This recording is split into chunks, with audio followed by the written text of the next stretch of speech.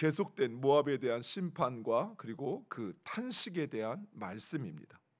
하나님께서 모압을 심판하시는 그 이유는 무엇보다도 그들의 교만 때문이었습니다. 특별히 이스라엘 백성과 관련하여 모압은 교만했습니다. 이스라엘은 이 모압을 하나님의 말씀에 따라 형제의 나라로 여겨 그들을 정복하지도 않고 또 그들의 땅을 피하여 지나갔건만 모압 왕 발락은 선지자 발람에게 돈을 주어 이스라엘을 저주케 하였습니다. 그리고는 그 저주가 불가능해지자 이번에는 모압 여인을 통해서 이스라엘 백성들을 유혹하여 음행에 빠뜨리고 우상을 숭배하게 했습니다. 이로 인해 우상을 숭배한 이스라엘 백성들 2만 4천 명이 연병으로 죽음을 맞이하게 됩니다. 광야의 추위와 더위, 사나운 짐승과 적들로 인해서는 단 한 명도 죽지 않았던 이스라엘이 2만 4천 명이나 우상 숭배의 죄로 죽고 말았던 것입니다. 이때 모압은 이러한 이스라엘 백성들을 보면서 그들을 조롱하고 비웃었습니다. 또한 이스라엘 백성들이 멸망할 때 모압은 형제의 나라인 이스라엘을 도와주기는커녕 마치 현장에서 체포되는 그 죄수를 지켜보는 사람처럼 머리를 흔들며 조롱하고 비아냥거렸다라고 말씀합니다. 우리가 보통 이러죠. 그럴 줄 알았어. 이렇게 이스라엘 백성들의 그 멸망은 그들이 모압 백성들은 당연시 여겼고 그리고 마치 그것을 예상이라도 한 것처럼 그들의 그 고통을 외면했던 것입니다. 이처럼 모압은 쇠락하는 나라들을 보면서 교훈을 얻기는커녕 더 큰 교만에 사로잡혔던 것입니다. 그리고 바로 이러한 모압의 교만이 결국은 그들을 패망케 하고 있는 것입니다. 모압이 그들의 힘으로 그들의 자랑으로 또 그들이 노력해서 그들이 지혜로워서 누리고 있는 것처럼 생각했던 그 모든 것, 그것은 하나님의 은혜라는 사실을 깨닫지 못했던 것입니다. 그들은 하나님의 주권을 인정하려 하지 않았고 오히려 자기 자신을 의지했습니다. 사랑하는 성도 여러분, 물론 우리 주변에서 누군가 그들의 실수와 또 잘못된 선택으로 인해서 그들이 어려움을 당할 수 있습니다. 그러나 그조차도 그들의 선택과 그들이 행한 일에 대한 결과라기보다는 하나님의 주권이라는 사실이에요. 하나님께서 행하신다라고 하는 생각을 갖게 되면 우리는 누군가의 아픔과 고통을 단순히 남의 이야기 하듯이 그렇게 조롱거리로 여기는 것이 아니라 나를 향한 하나님의 경고로 들을 수 있는 것이, 우리에게는 이 자세가 필요해요. 하나님께서 하시고 있다는, 하나님께서 행하신다는 생각으로 바라보면 결코 남의 어려움이나 남의 고통이 그렇게 외면하거나 또는 우리의 조롱거리로만 남는 것이 아니라 우리를 향한 하나님의 경고로 듣게 되는 것입니다. 하나님은 이러한 모압을 심판하시는데 그 토한 것에 뒹굴게 하시겠다라고 이야기합니다. 이게 무슨 말입니까? 그들이 조롱하였던 그대로 그들이 조롱을 당할 것이라 말씀하는 것입니다. 사랑하는 성도 여러분, 우리는 결코 이웃이 당하는 고통을 또 이웃의 그 어려움을 외면하거나 또는 조롱해서는 안 됩니다. 오히려 공감해야 합니다. 또한 우리가 이룬 부와 성공에 도취되어서 다른 사람을 무시해서도 아니 됩니다. 오직 우리는 하나님의 주권을 인정하고 그리고 우리가 누리고 있는 그 은혜에 합당한 삶을 살아야 돼요. 내가 은혜를 받아서 이처럼 평안히 살고 있다면 그러면 그 환난과 어려움 속에 있는 이들을 어떻게 해야 될까요? 내가 은혜로 살고 있는데 그들을 공감해야 되고 그들을 도와야겠지요.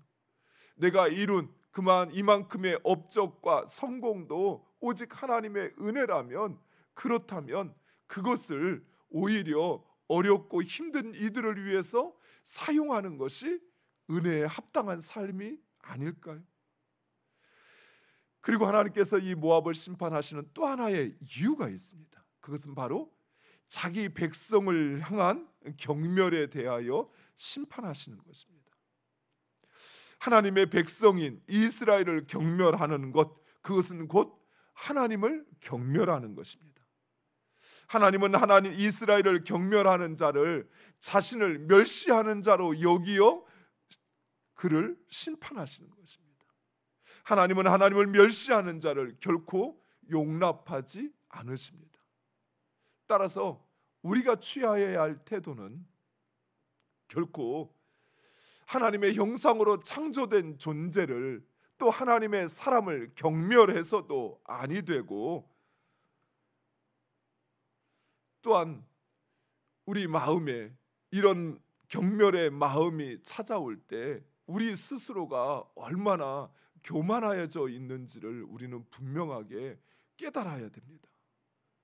사랑하는 성도 여러분, 또한 우리가 경멸을 당할 때 우리는 내가 갚으려고 해서는 안 돼요. 왜요? 내가 경멸을 당하는 거, 내가 무시를 당하는 거, 그것은 곧 우리 하나님을 무시하는 것이, 그래서 하나님께서 심판하십니다. 우리는 결코 하나님의 형상으로 창조된 그 어떤 존재도 가벼이 여기거나 또는 우리의 생각으로 그렇게 쉽게 판단해서는 아니 된다는 사실입니다. 결코 하나님께서 그에게 내가 행하는 그것을 하나님께 행하는 것으로 듣는다고 생각한다면 우리는 결코 함부로 할 수가 없지요. 또 나에게 내가 당하는 것도, 내가 당하는 그 결멸도 내가 갚으려고 하거나 내가 되갚아 주려고, 되돌려 주려고 할 필요 없어요. 왜요? 하나님께서 자신에게 행하는 것으로 받으시기 때문입니다. 그런데 하나님은 이러한 모압의 심판과 그 고통으로 인하여 오늘 본문 말씀에 통곡하고 계신 것을 볼 수 있습니다. 비록 그들의 죄로 인하여 그들을 심판하시지만 황폐해지고, 그리고 재난 가운데 있는 모압 백성들로 인하여 하나님은 탄식하고 있는 것입니다. 이런 사실은 우리에게 두 가지 것을 말씀해 주고 있습니다. 하나님께서 모압의 심판으로 인하여 탄식하는 이유는, 첫 번째, 하나님의 심판은 그만큼 가혹하고 철저하게 강력하다는 것입니다. 물론 하나님은 심판하시기 전에 하나님의 사람 선지자들을 보내시어 경고하시고 회개할 기회를 주십니다. 그러나 일단 하나님의 심판이 시작되면 하나님은 남김없이 소멸하시고 철저한 수치와 굴욕을 당케 하신다는 것입니다.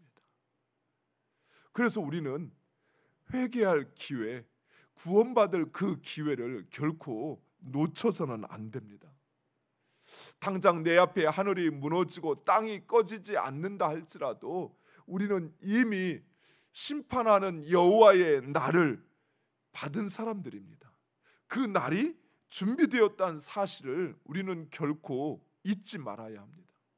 그래서 깨닫고 돌이킬 기회, 우리에게 그 기회가 주어졌을 때 다음에 하지 다음에 한 번에 몰아서 하지, 아니 조금 있다가 지금은 내가 이것을 좀 더 해야 돼 하며 우리 스스로 그렇게 그 상황을 지나쳐서는 안 된다라는 것이. 근데 사단은 끊임없이 우리 마음에 그런 마음을 심어줍니다. 얘야, 지금 아니어도 괜찮아.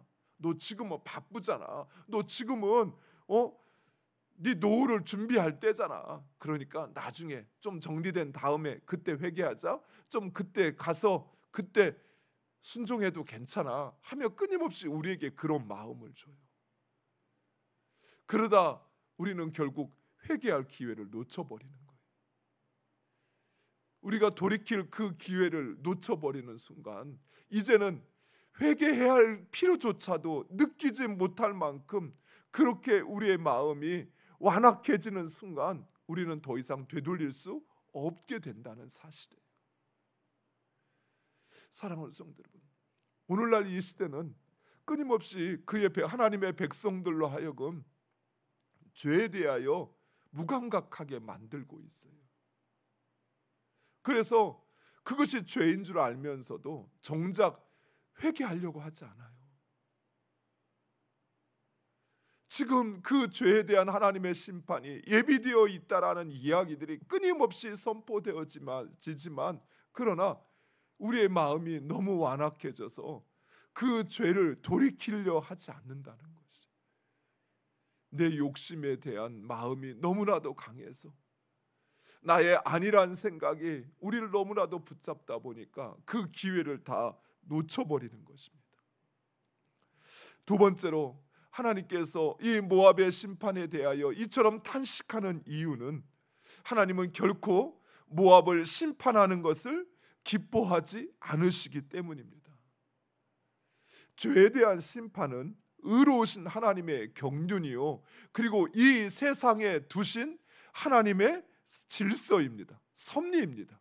그래서 하나님의 심판은 취소되어지거나 망각되어지지 않아요. 반드시 이루어집니다. 그 대상이 누구라 할지라도 그 심판은 취소할 수 없다라는 것이 하나님이 세상을 세우신 기초요 원리이기 때문입니다.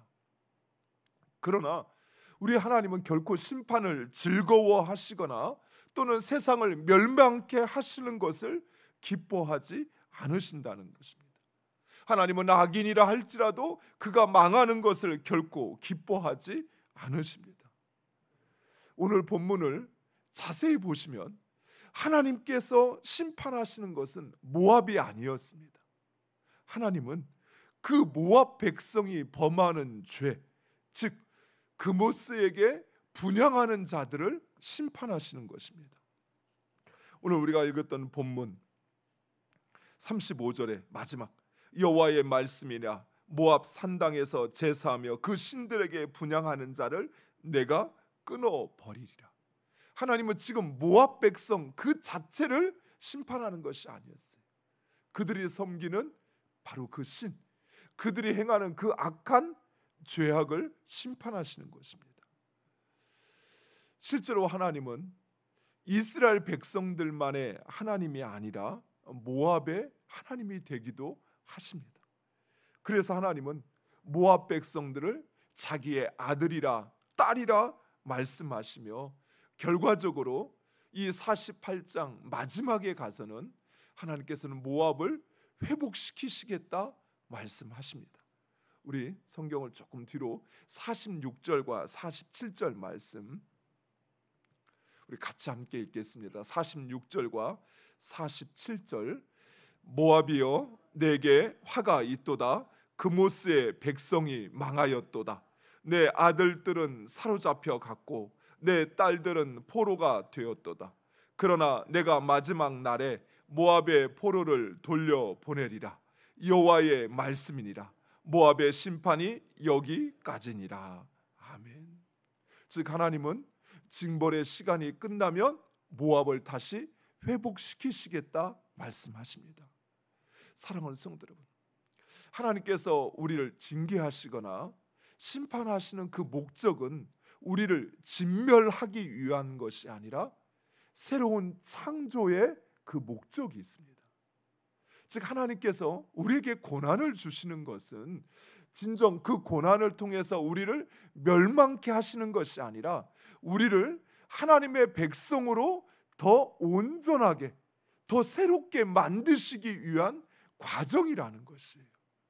그래서 이 하나님의 뜻을 깨닫는 자들은 고난을 당할 때 내가 망하게 되었도다, 이제 나는 끝났어 라고 생각하는 것이 아니라 오히려 그 하나님의 뜻을 깨닫고 회개하고 그리고 그 하나님의 뜻 가운데 자신을 위치시킴으로써 하나님께서 나를 거룩하고 온전케 하시는 그 역사를 경험해야 한다라는 것이, 오히려 하나님이 나의 삶의 주인이시고 그리고 그 하나님이 나에게 은혜 베푸시기 원하심을 나로 깨닫고 경험케 하시기 위하여 하나님은 그 일을 행하시는 것입니다.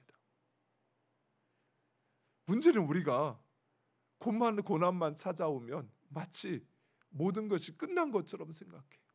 그래서 우리의 눈이 그냥 그 고난에만 집착해요. 하나님, 나 빨리 이 어려움 좀 지나가게 해주세요. 나 치료해 주세요. 네 문제 해결해 주세요. 그 문제만 붙잡혀 있다 보니까 정작 우리가 봐야 할 걸 못 보는 거예요.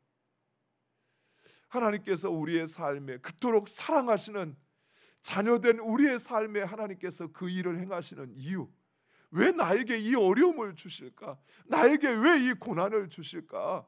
고난 자체나 또는 그 고난을 통해서 나를 힘들게 하는 것에 목적이 있지 않다라는 거예요. 하나님은 나를 새롭게 만들기 위하여 행하시는 것입니다. 그 새로움이라고 하는 것은 진정 하나님이 나의 삶의 주인이요, 그리고 내가 그 하나님의 백성이라는 사실. 그래서 나를 통해서 하나님의 나라를 이루어가기를 원하시는 하나님. 하나님은 아담을 창조할 때도 바로 이 목적을 가지고 행하셨어요. 이스라엘 백성을 택하시고 그들과 언약을 맺을 때도 하나님은 바로 이 목적을 가지고 그들과 언약을 맺고 행하셨습니다. 그리고 이제 예수 그리스도를 통해서 하나님께서 우리를 구원하신 목적도 바로 여기에 있다는 것입니다. 사랑하는 성도 여러분, 우리 하나님은 진노 중에도 긍휼을 베푸시는 하나님이십니다. 우리는 다만 그 하나님의 자비를 구할 뿐만 아니라 그리고 그 하나님의 뜻을 깨닫고 하나님의 백성으로 나를 온전케 하고 세워가는 여러분 되시기를 간절히 축원드립니다. 기도하겠습니다. 아버지 하나님, 감사합니다.